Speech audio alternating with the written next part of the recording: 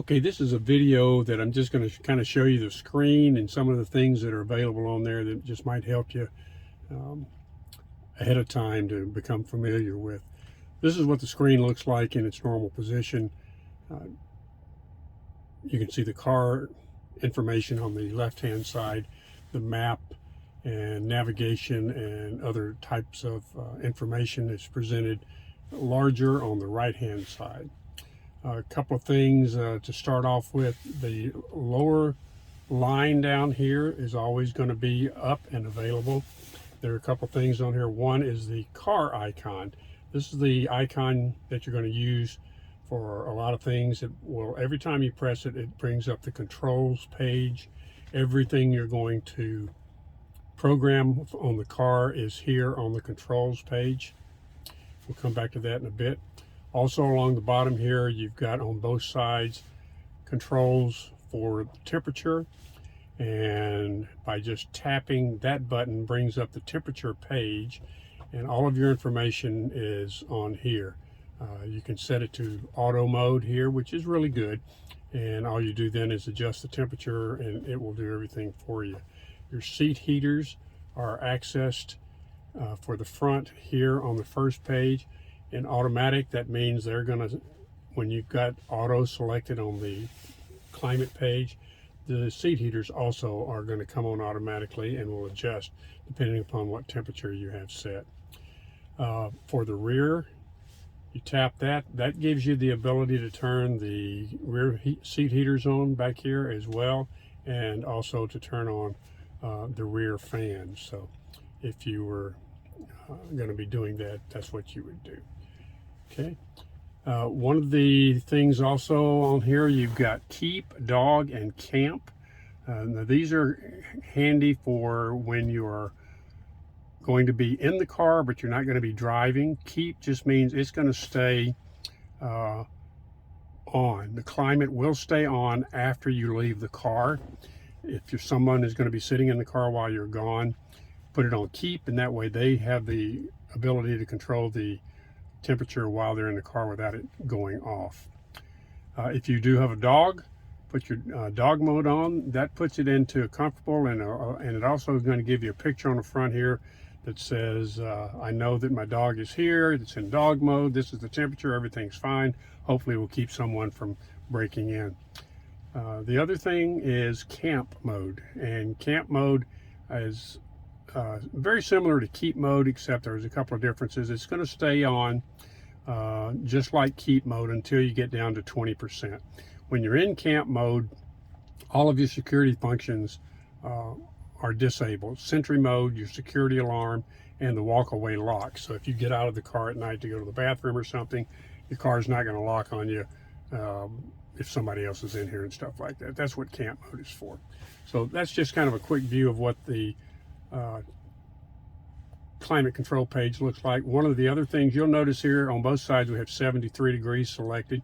There are two arrows for changing the temperature, and when you change the temperature, you'll see a word that says split here. If you hit split and it's not illuminated, then whenever you change on one side, it's going to change on both sides. If someone's in the other seat over here and they want to do their own, they tap this and just tap, they don't have to tap that, just tap the temperature up and down, and then they can tap split, and that gives them the ability to change the temperature without changing it on this side. So that's how that works. Also along the bottom are some icons. These are programmable icons. You're able to put 4 on the bottom. The 3 little dots here indicate which ones are available. Your dash cam, camera, messages, theater, arcade, toy box, browser, and then the ones along the bottom are all related to the audio system: radios, streaming audio, Bluetooth, karaoke, and a couple of other streaming programs such as TuneIn and Tidal. And you can move 4 of those down here. I've selected telephone. This one is the streaming or the audio version. This page here is the energy consumption. We'll talk about that a little bit later. And then the final one are the cameras. This is the cameras that you can access during the drive. The rear camera and both the left and right side cameras. If you happen to get into the car and you're only seeing one camera, there's a caret down here that says scroll up, and you're going to get all three of the cameras that you can see. There's a little line right here, and then an emblem that shows the most recent application that you've used. This is the volume control that your passenger can use to turn volume up and down as you need. On any page it shows up, you're going to see an X. By swiping the X, you can get rid of it. You'll also see a line at the top that will cause you can swipe those down and get rid of that. Okay, on the navigation page, let me go back over here to this side here. First of all, it shows you the car itself. It shows the front, the trunk, a lock symbol, and the charging port symbol here in the back. There are numerous ways to lock the car and unlock the car. One is here. You'll also notice we've got an emblem in the upper left-hand portion of the navigation page. You can also use that by tapping that, and that will open it. When the car is locked, you'll see that open, under, trunk, and front are no longer highlighted. That means you can't open them while the car is locked. So the car has to be unlocked, and then by tapping either one of these will open the car. This car has HomeLink on it, and for HomeLink, once you program your doors, and there's instructions online about how to do that, it will show you up to 3 doors, or a gate and 2 doors that you can use down here. And by just tapping either one of these will cause the door to either open or close depending on its current position. Okay, so for programming the car from day one, when you tap the car emblem, it's going to bring up the controls. Everything about the car is on this page. First of all, in addition to all the different sub menus that are going to be on here, it's going to tell you what your current profile is. You're going to need to set up a profile. By tapping Easy Entry, it's going to give you a list of the current profiles that are available. Valet mode is always available. Easy Entry is always available. And then when you create your own profile, by tapping Profile Settings here, it allows you to add a new driver and to create the profile. And then you'll set up the mirrors, the seat, whether you want the mirrors to fold, doors to lock, everything like that is going to be set up under that profile. Once you have your phone hooked up to your car, it will be associated with your profile, and when you approach the car with your phone and you unlock the car and get in, it should use your profile.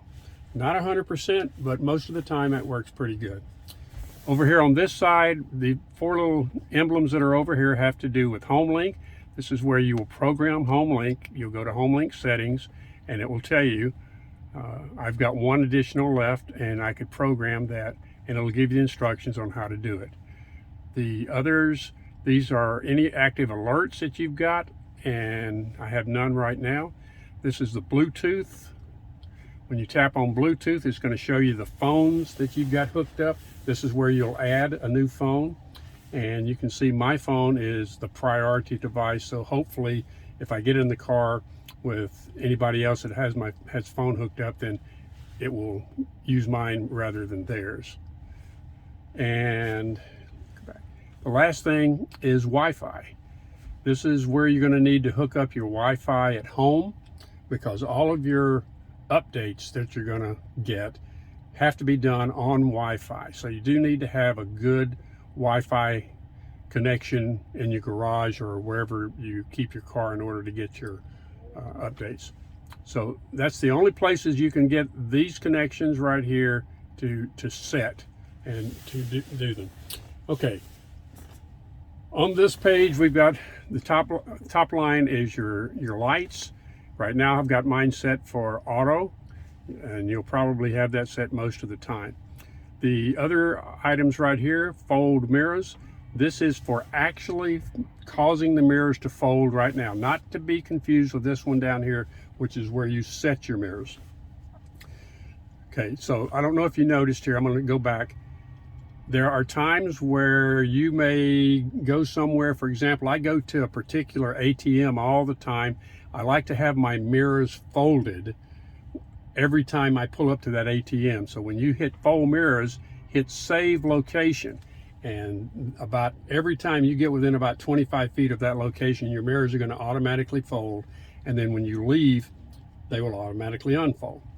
And you can do that at a multitude of places. I do it also at Chick-fil-A, because I go to Chick-fil-A quite a bit through the drive-thru. So this is how you do that.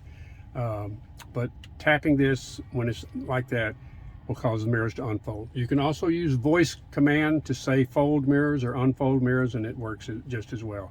Child locks and window locks are for the rear seats. If you want to put those on, we do have a small dog and found out that he can roll the windows down and also unlock the doors. So I normally put child lock and window lock on for the rear seats when he's in there. Glove box.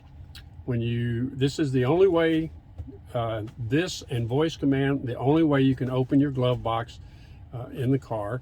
When you tap it, a couple of options. Number one is you tap it and it just opens, or you can set up a pin for your glove box, and that's what I've done. It will not open until I put in my 4-digit pin to unlock it, and that just keeps it a little bit more secure. It's also not going to open when you go to valet mode up here in your profile, so that's one good thing. In valet mode, the glove box doesn't open and the front doesn't open, and a lot of other safety related things also. Next line is your wiper controls, and again, this is in auto. These little sub menus right here also will show up down here whenever you do something asking for that. If you press the windshield wipers, I'm going to hit the windshield wipers, just one click, and you'll see that it brings this up just momentarily, but allows you to make a quick change to the windshield wipers. Same thing with the lights. If I turn the lights on, you get the quick little light down here. This little emblem right there is your fog lights on the front, which I don't normally run. Okay, so those are some of the settings. The mirrors here, this is where you actually set your mirrors left and right.